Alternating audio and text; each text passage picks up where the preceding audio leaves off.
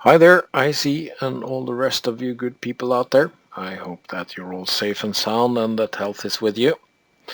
Regarding your question on the forum on dynamic pattern text, where you have a circle with variable diameter and you want to format the text that is used depending on the size of the circle.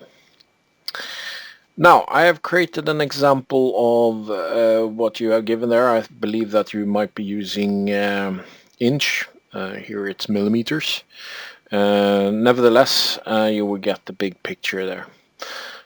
So I've created a sketch and I've created a text. So the sketch has a variable attached to it and deciding the size of the circle.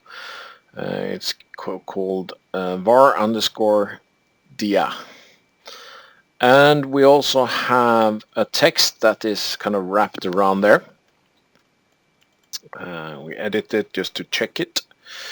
And it looks like this. 1, 2, 3, 4 along the curve there.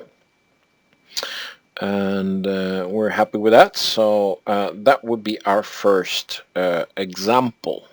Now we want to vary our circle here, the size of it. So we say that we want that to be 12 because that's the next step in your example here. We want that text, and I simply just copy and paste it. Not gonna click on any reference, it will just reference to the original. The text here is going to look a little bit differently, so we're gonna edit it and we're gonna say that hey, that's gonna add 5, 6, 7, 8, 9, 10, 11, and 12. We might want to do a little bit of we might want to do a little bit of adjustment here. Maybe, maybe not. Depends on your preference. And let's say we're happy with that. So now we got two versions of this text here. Now one fits the diameter 4 circle, one fits 12. So if I now move back and I say that my circle here, I'm going to edit that to, let's say, 4. And I'm going to update my second text there. We can see that it updates nicely. Now the 4 here, text 4, it will obviously fail because that circle is too small to fit all that text around. So we're going to deal with that a little bit later. But what we're going to use in order to flip between all these kind of different configurations is we're going to align that to your variable diameter there. And so for the text here, text 3, we can see we got all these parameters, and we're going to add one more, which is called Suppress by Expressions.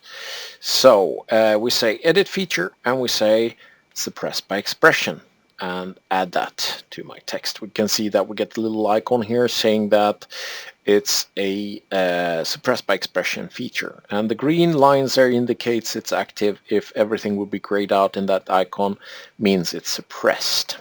We can also see that we have some details on that, saying that we have an expression called suppression on that text there that has parameter 29, P29.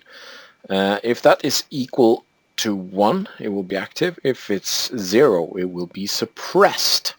So we need to add some formatting here, saying that if that is not equal to 1, it's going to be suppressed. So let's do that. So P29, we bear that in mind, and we open the expression editor. And we can see we have the P29 there. We simply edit that, and we get the editor here. We do not need the one anymore, but we will do a logical condition here. And we'll say that if our variable diameter equals 4, then 1, else 0. We say OK to that. and we apply that. And we can see it's still active there. Great. Now, let's see if we can change the sketch size there again.